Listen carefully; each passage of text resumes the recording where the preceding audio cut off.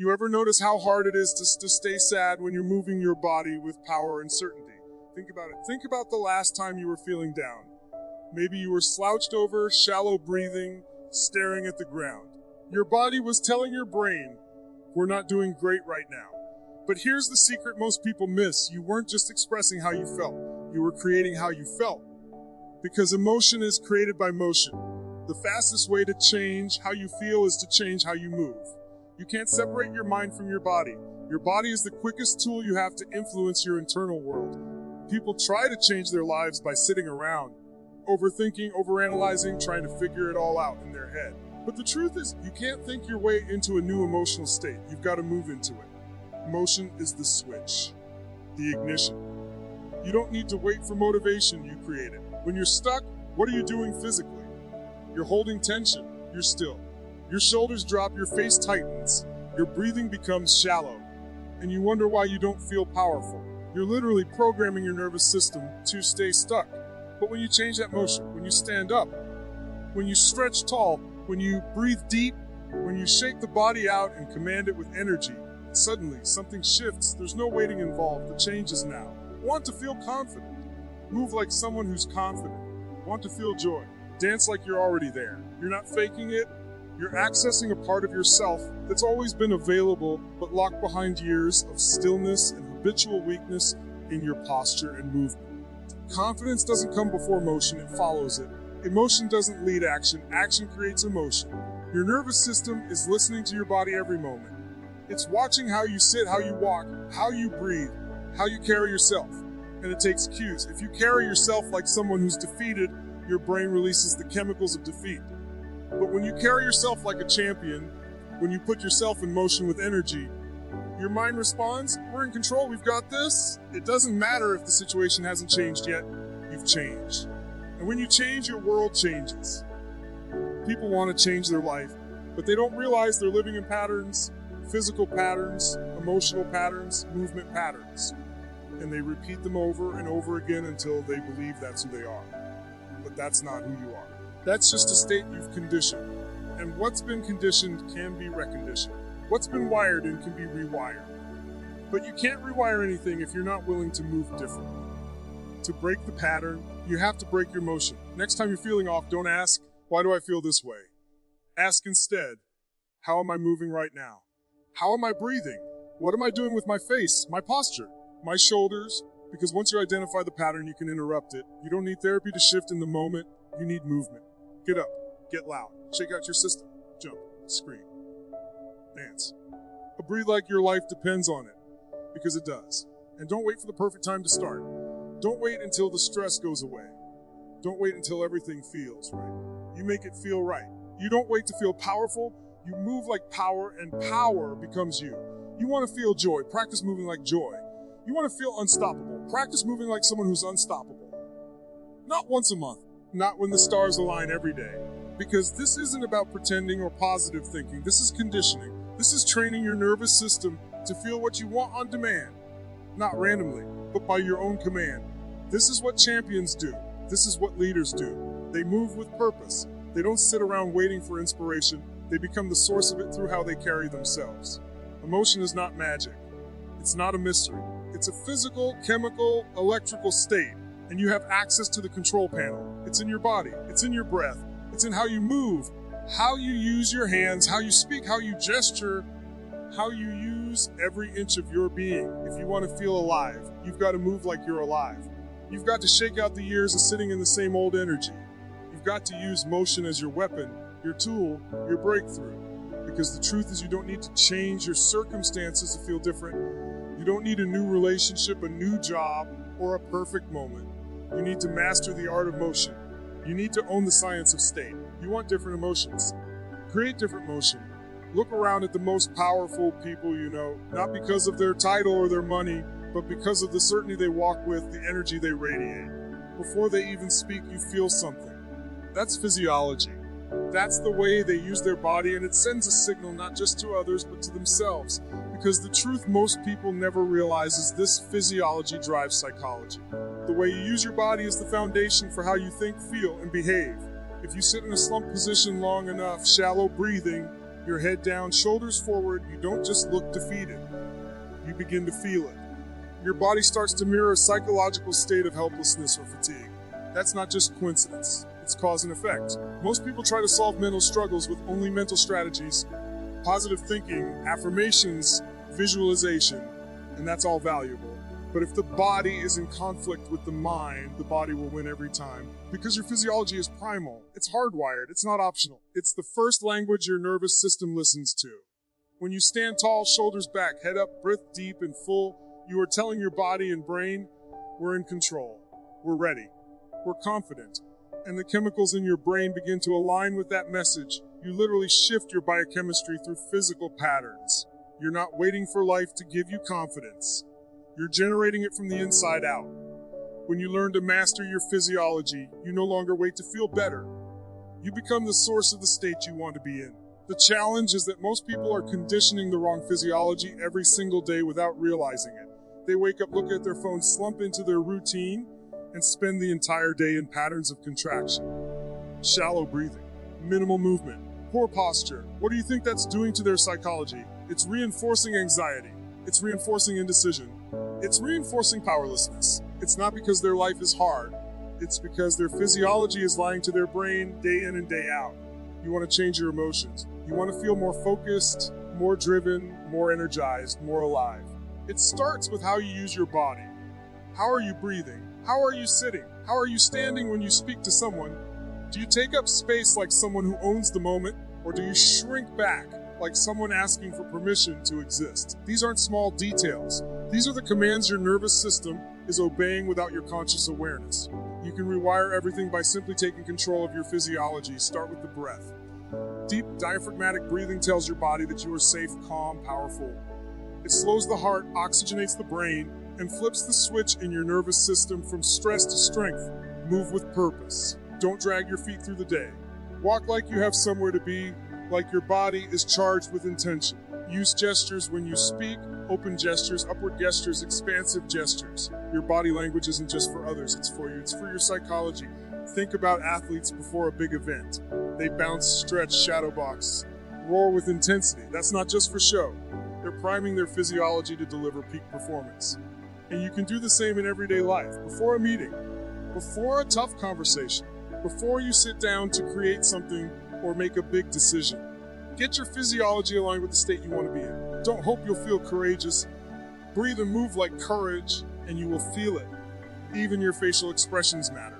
Your face isn't just a reflection of your mood, it's a creator of it. Smile big and wide, and you trigger dopamine. Lift your eyebrows and eyes, and you become more alert. The facial muscles you activate are sending feedback to your brain. This is not theory, it's biology, a living feedback loop. Physiology feeds psychology, and psychology feeds physiology. But the fastest entry point, the most immediate place you can interrupt a negative pattern, is with your body. You don't need to wait for therapy, a breakthrough, or a lucky day. You need to take command of your body. That's your entry point. That's your power source. Every emotion has a corresponding physiology. Depression has a look, a sound, a movement style. So does joy. So does hunger. So does rage. When you embody those physical patterns, you begin to invite those emotional states, but you're not at their mercy. You can choose. You can choose how you breathe, how you hold yourself, how you move through space. And that choice gives you access to a different mind. Start becoming aware of how your body behaves when you're winning, when you're thriving, when you're being your best self. Model that, replicate it, practice it, make it your default. And when you find yourself spiraling, instead of chasing your thoughts, change your physiology first. Stand up, shake it out, move with force. Breathe deeper than your doubt.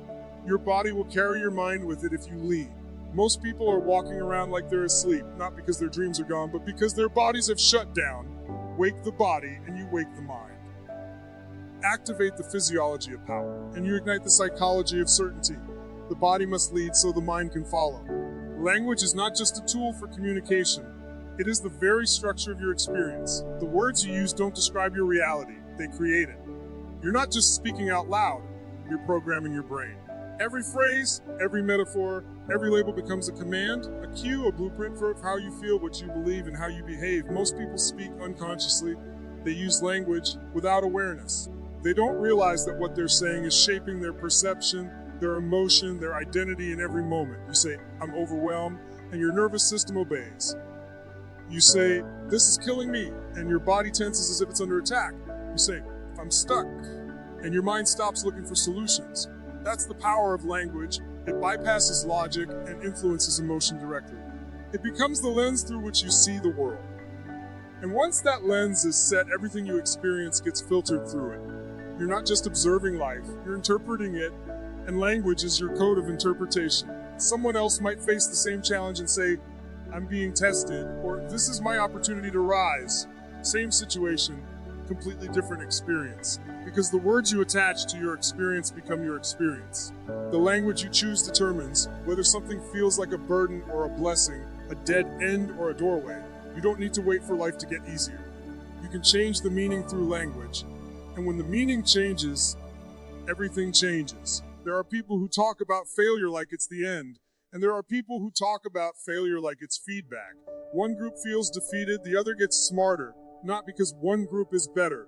It's because their language patterns lead to different emotional states, and those states drive different actions. If you keep saying, "I can't handle this," your brain shuts down resources.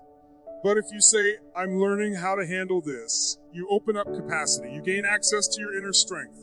You grow into the identity that your language begins to construct. The words you use consistently become the building blocks of your beliefs. You say something often enough, whether true or not, and it starts to shape how you see yourself.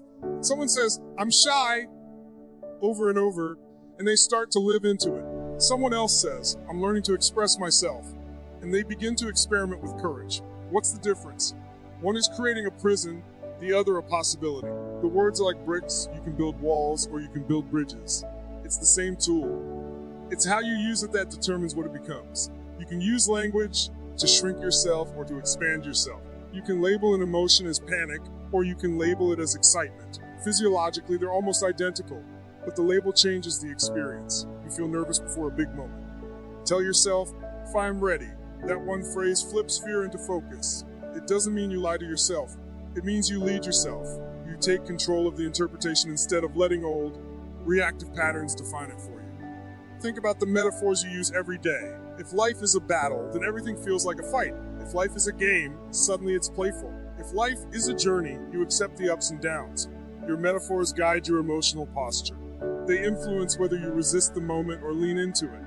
And most people never question the metaphors they inherited. They just repeat them like scripts. But you can write a new script. You can take that old metaphor, "Life's a struggle," and replace it with "Life's a dance." See how your body and mind react differently when the metaphor shifts. Language doesn't just express your mood, it locks it in. You stub your toe and scream, "This day is a disaster." Now you've just painted your entire day with a verbal brush dipped in frustration. That one exaggeration becomes the headline of your emotional newspaper. But if you laugh it off and say, "Well, that was graceful," you stay light. You stay flexible, you stay free. The event didn't change, only the language did. And that changed everything about the experience. There are people who live in a world filled with problems, and people who live in a world filled with challenges. Some people face obstacles, others face stepping stones. The difference isn't in the environment, it's in the language. You might be surrounded by the same conditions as someone else, but your words will decide whether you feel crushed or compelled, whether you react or respond, whether you freeze or flow. That's the leverage you've always had. You just have to start using it on purpose. Become aware of your patterns. Listen to how you speak when you're under pressure. Do you say things that empower you or disempower you? Do you describe things as impossible or fun, brutal, or do you use words like difficult, instructive, or temporary? One set leads to hopelessness. The other leads to action. You always have the choice. It's not about pretending things are perfect. It's about choosing words that give you strength rather than steal it. You can change how you feel in any moment by changing the words you use to describe that moment. Not someday, not after therapy, right now. Because language doesn't wait, it doesn't hesitate. The moment it comes out of your mouth or runs through your mind, it's either building you up or breaking you down. You are literally one sentence away from a breakthrough down. That's how powerful it is. You don't need permission to change your life. You need new language, new distinctions, a new vocabulary of power instead of limitation. Because the story you tell yourself isn't just a story. It's the software that runs your mind. What you focus on, you feel. It doesn't matter if it's real, imagined, past, present, or future. If you give it your attention, your nervous system will respond as if it's happening now. Focus equals feeling. It's not a theory, it's how the human mind works. Your focus is like a spotlight. Wherever you aim it, everything else fades into darkness.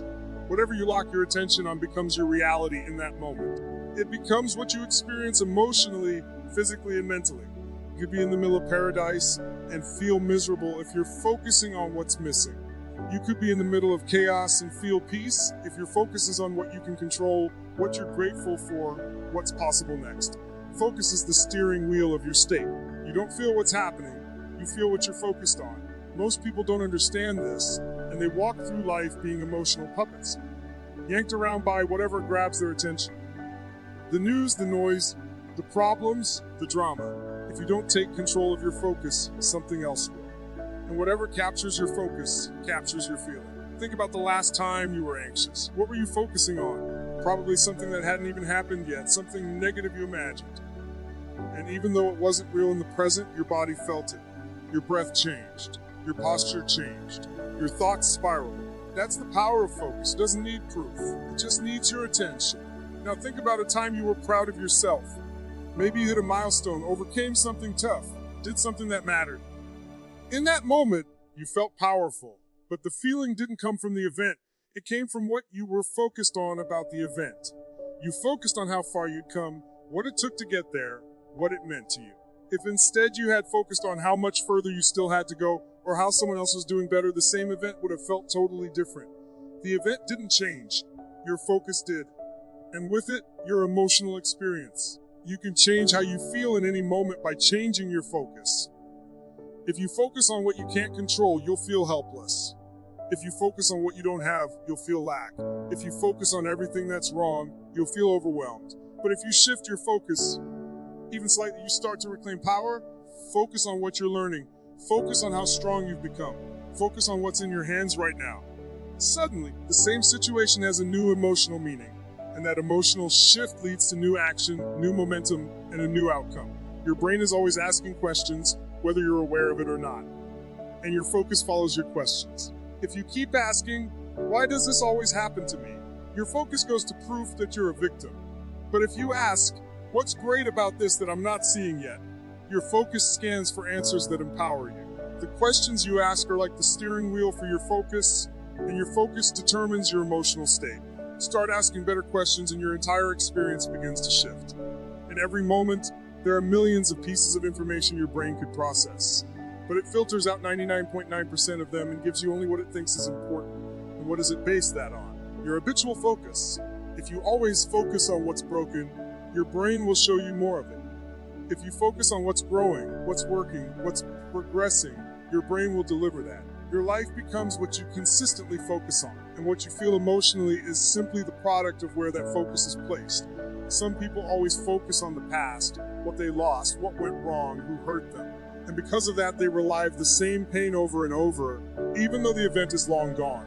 Others always focus on the future, but not with excitement, with fear. They imagine what could go wrong, what might fall apart, and they live in anxiety that hasn't even happened. And then there are those who focus on the present, on what they can do, on what is working, and they feel grounded, strong, centered. They're not more lucky, they're more focused. This is not about ignoring reality. It's about choosing which part of reality you're going to magnify, because focus magnifies. Focus makes things bigger than they are. That's its power. It can turn a small challenge into a massive wall, or it can turn a huge obstacle into a stepping stone, depending on what part of it you focus on. If you focus on how hard something is, it will feel harder. If you focus on what it's building in you, it becomes growth. The same circumstances, a completely different feeling, all because of focus. You have the ability to direct your focus like a laser. You can train it, you can condition it, just like a muscle. The more you take control of it, the more you take control of your emotional life, you'll start catching yourself mid-thought, mid-pattern. You'll realize, wait, I'm focusing on what I can't control. Let me shift. That shift is where freedom lives. It's where power is born. And once you know how to shift focus, you're no longer at the mercy of your environment. You stop reacting and start responding. You stop surviving and start leading your experience. Because feeling doesn't just happen to you. It's created by what you're focused on right now. Success doesn't start with strategy. It starts with state. Because no matter how brilliant your plan, how detailed your approach, or how clever your tactics, if you're in a lousy state, none of it matters. You won't execute. You won't follow through. You won't even believe in it. People get obsessed with figuring out the how. They chase the perfect blueprint, the ultimate hack, the step-by-step formula.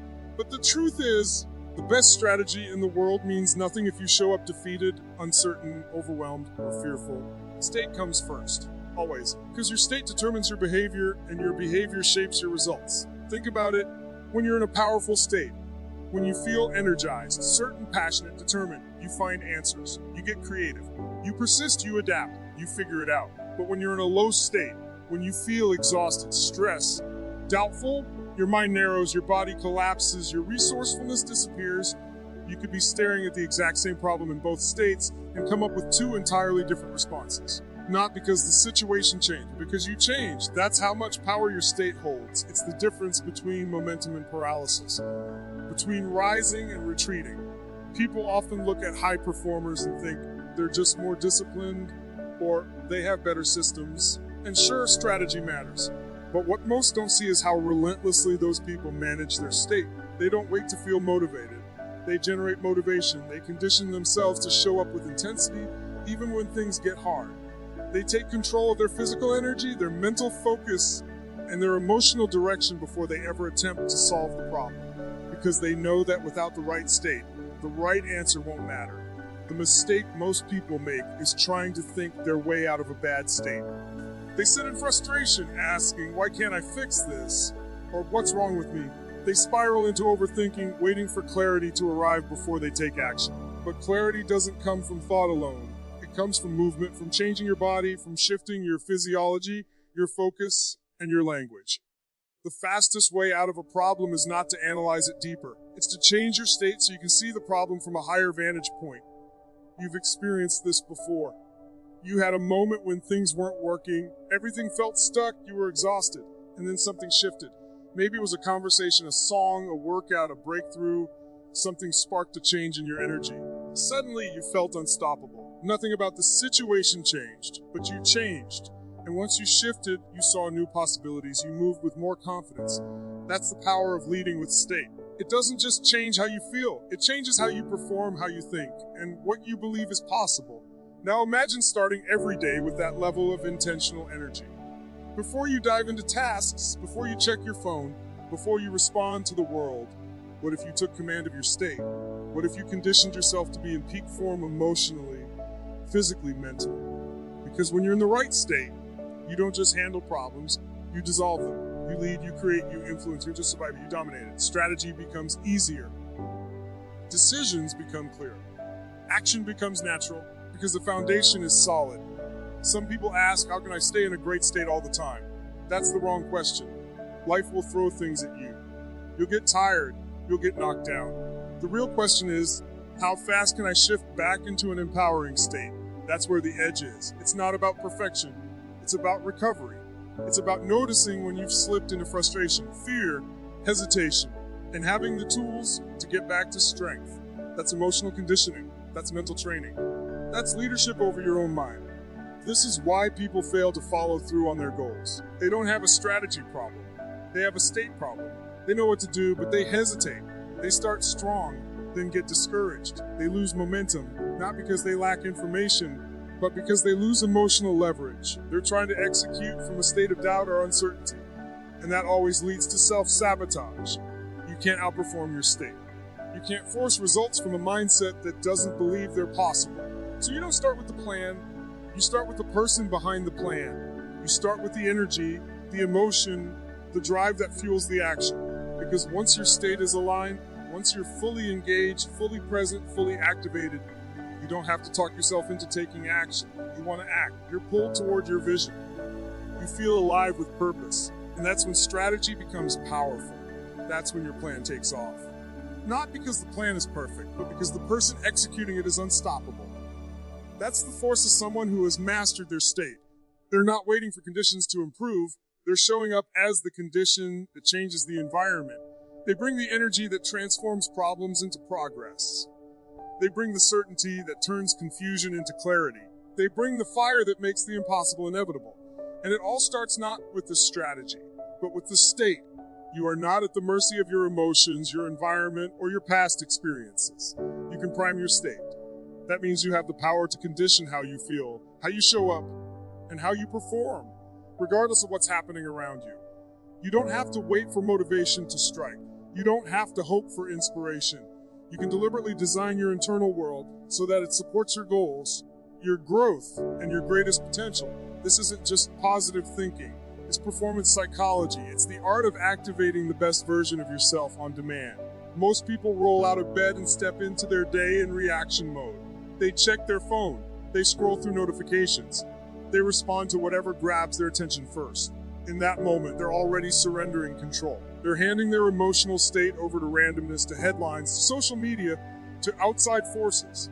And then they wonder why they feel scattered, overwhelmed, anxious, or flat. They never took a moment to prime. They didn't create their state, they just absorbed one. But you can reverse that pattern. You can step into the driver's seat. You can wake up and decide, what energy do I want to live in today? What emotions do I want to embody? What outcomes do I want to create? And then you can actively generate the state that matches those intentions. Priming your state means using specific tools to direct your mind, move your body, focus your attention, and charge your nervous system with emotion. It's like tuning an instrument before a concert. You don't perform first and hope it sounds right.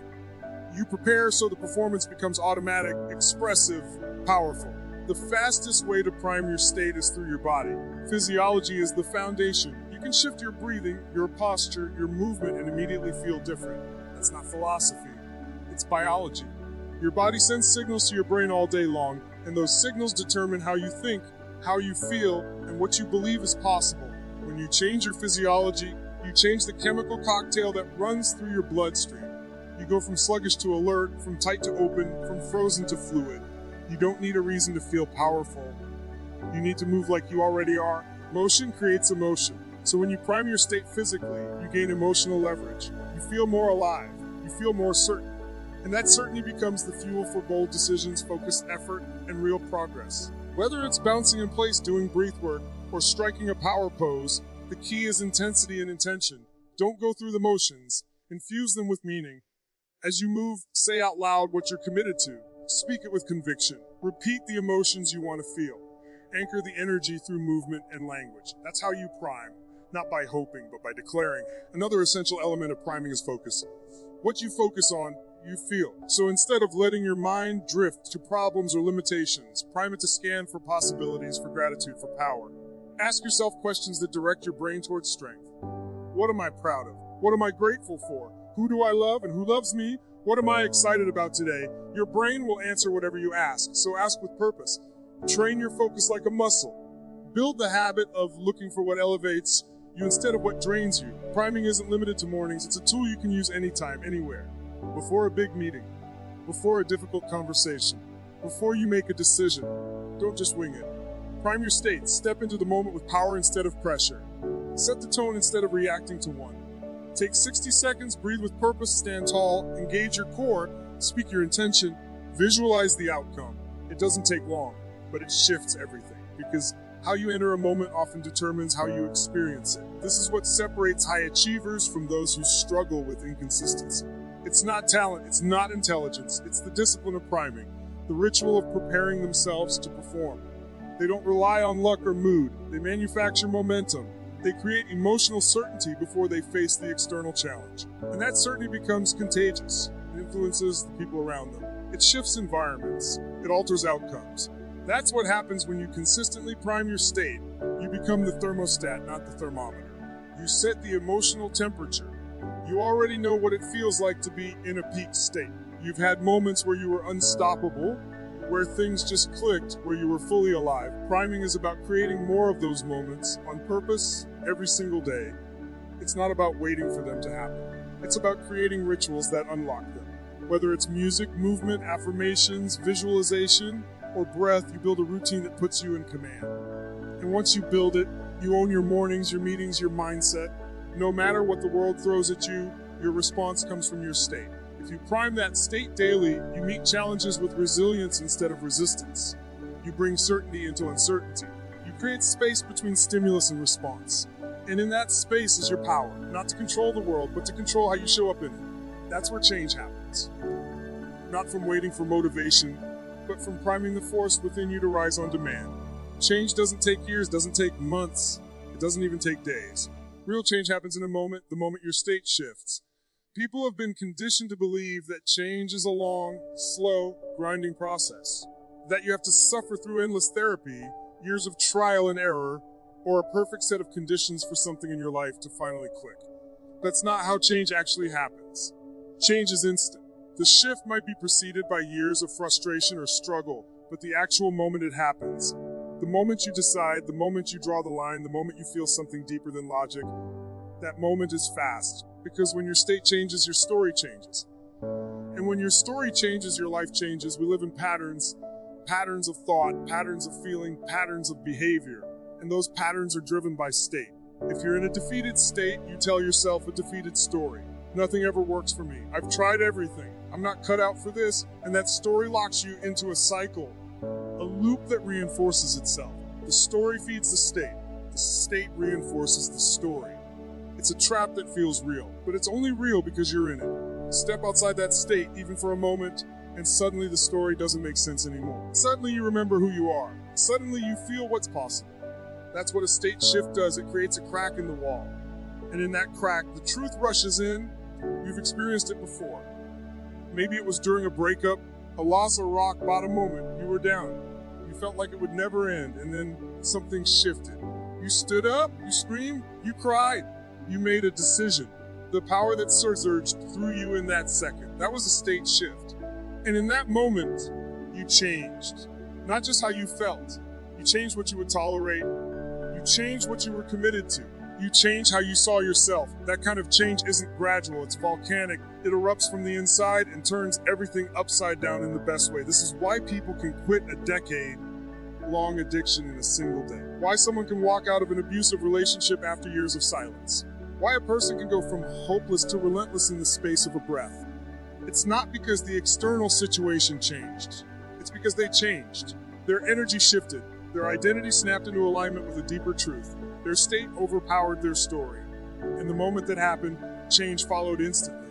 Action became inevitable. Because when your state reaches a critical mass, when enough emotion floods your system, the old story can't survive.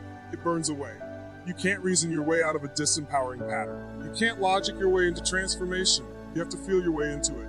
Emotion is the driver. When your state is strong, passionate, and certain, it overrules hesitation. It breaks the loop. It pulls you into the now. Now, the now is where change lies. Not in the future. But right here, right now, in the full intensity of a new state. That's why people change in moments of great emotional pain or great emotional joy. Because in those moments, their state is unignorable. It demands attention. It cuts through the noise and exposes what really matters. The beautiful thing is, you don't have to wait for life to hand you a crisis or a miracle to make a change. You can create the state that leads to change. You can generate it with your body, your breath, your focus, your voice. You can prime your nervous system to break free of hesitation, to flood with energy, to step into clarity. You can speak the truth out loud until your body believes it. You can move in a way that commands confidence. You can visualize a future so compelling that it overwhelms your doubts. In that heightened state, you don't just think differently. You become someone different. Because change isn't about learning something new. It's about becoming someone new. And that becoming doesn't take time. It takes intensity. It takes emotion strong enough to override the old wiring. Once you access that state, you move with urgency. You speak with certainty. You act with power. You don't debate change anymore. You embody it. And others can feel it. They see it in your eyes, your voice, your walk. You're not trying to change. You already have. Even the beliefs you've carried your whole life. Beliefs that have shaped your identity can vanish in an instant when your state shifts.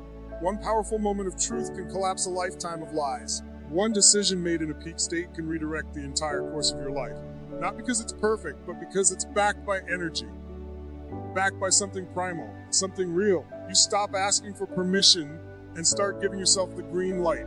You stop apologizing and start leading. You can engineer this. You don't have to wait. You don't have to be ready.